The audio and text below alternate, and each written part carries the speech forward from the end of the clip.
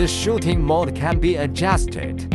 Click this icon to see 3 shooting modes, namely freeze, photo, and freeze, photo.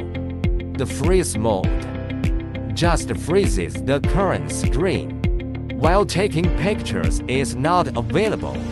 The start mode means the normal photo taking function. The freeze start mode is to freeze the current screen first, and then press the shutter to take the picture.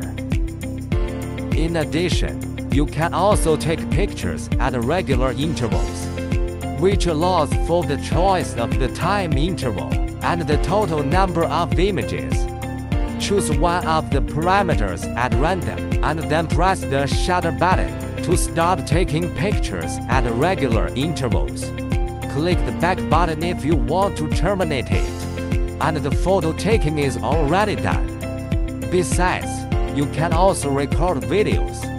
Click the third icon.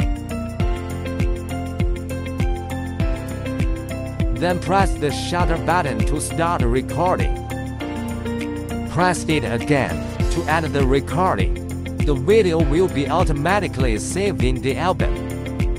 The last icon refers to the timer recording. The time delay and the duration of the video can be selected. After the selection, press the shutter button to start the countdown.